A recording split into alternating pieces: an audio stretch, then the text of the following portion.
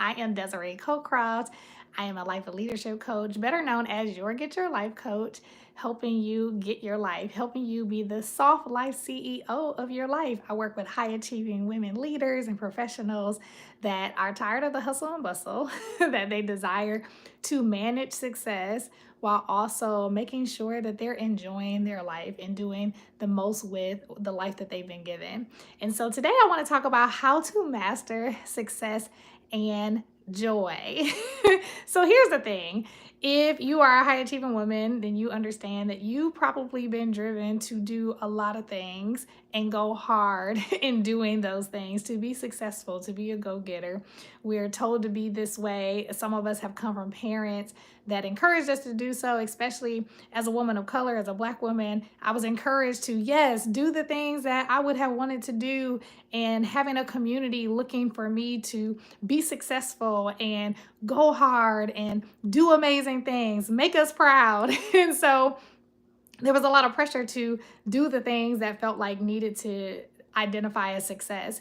And so there were things that I enjoyed doing, but there was a time where I really felt the pressure of just having to be what successful looks like. So if that meant being involved in a lot of things, being a leader in a lot of areas. I enjoy being a leader, but I found at one point I was saying yes to being the leader of a lot of things, taking on so many projects and roles that were way beyond my capacity.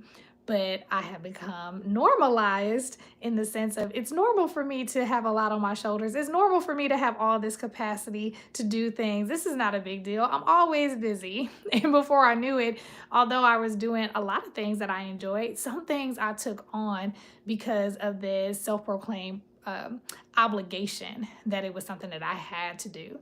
And so sometimes I would resent some of the things that I was a part of, and what at first felt like success no longer was fulfilling. And I didn't feel as much joy doing some of the things that I was doing, nor was I giving myself the opportunity to actually articulate what I wanted.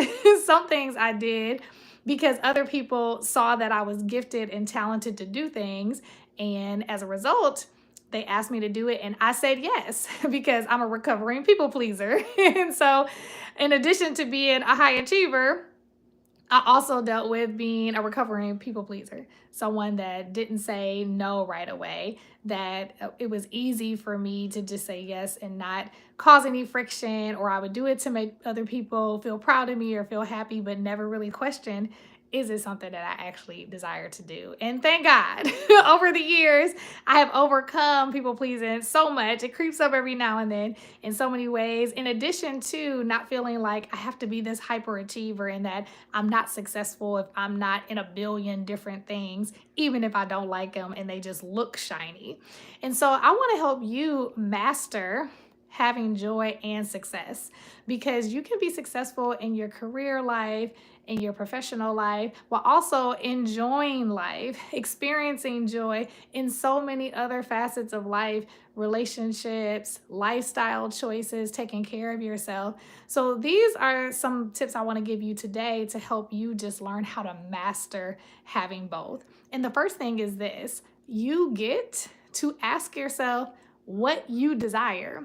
And I know that sounds really simplistic, but the fact of the matter is, if you have been a high achieving woman and if you have overcome people pleasing or are still working through that thing, then you already know that you probably are positioned to be someone that typically says yes to things without wondering, is this something that I actually desire? Is this something that is actually aligned to what is success for me? And that's the problem. Even though we are quote unquote successful, I've started businesses, I've been the leader of things, I've wrote a book, I've gotten awards, all these things. And you have to ask yourself, did I want to do those things?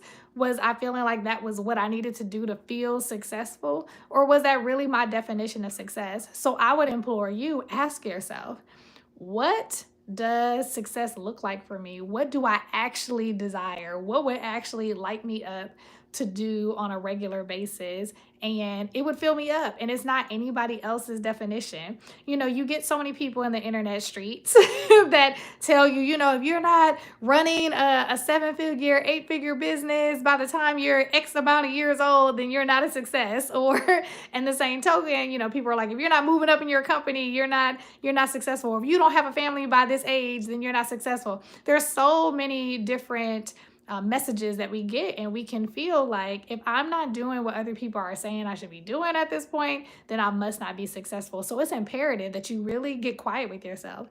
Ask yourself, okay, what do I desire?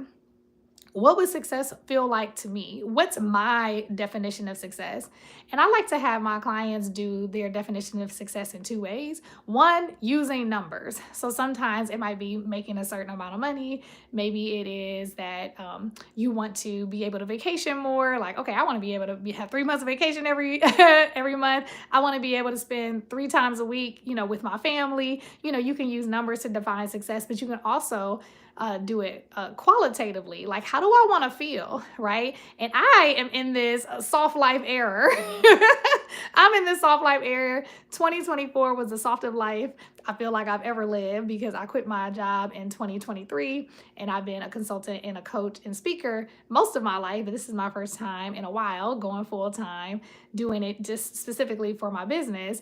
And so I've been able to ebb and flow on how much I desire to work, saying yes to the things that I desire to do, saying no to things I don't desire to do. So I've become very, very accustomed to knowing what I desire. And it's a gift to be able to spend that time with yourself. So I want to encourage you to spend some time with yourself. Spend some time with yourself and ask yourself, do I like what's happening right now in my life? Did I choose this, or did I allow this to be the default because of other people's decisions for me?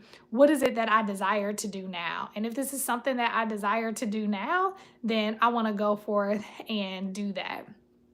Hi, whoever that is. Hi, Cole. But I want to make sure that you are choosing the things that you desire to do with your life, and making sure that you're desiring to do it because it's something that is a part of what you define as success for yourself. And if it's not success for you, then it's not what you get to be doing with your life right now.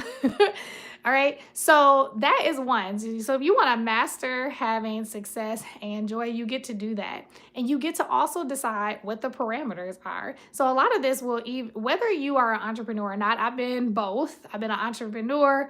I've also been someone that has worked full time. And so this can be possible whether you work full time or entrepreneur, even defining what does work life look like for me. So maybe you are in a job, or you are having a business that you really desire, that you love it, but maybe you feel drained.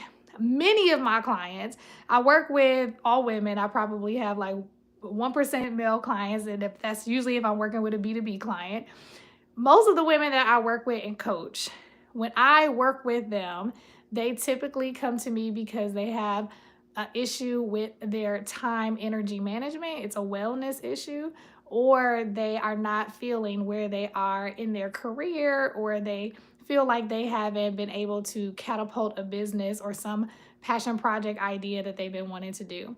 And so whether you are looking to master success and joy in your business, or master success and joy in your current role, if you like where you are, you have to determine, okay, if I'm feeling this way, then I need to manage my time and energy in a way that is going to allow me to experience more joy. Because I ran my nonprofit dance company for about 15 years as a company director, and then I was the artistic director. I loved it, but there was times when I was very burnt out. And so I had to figure out what the balance was.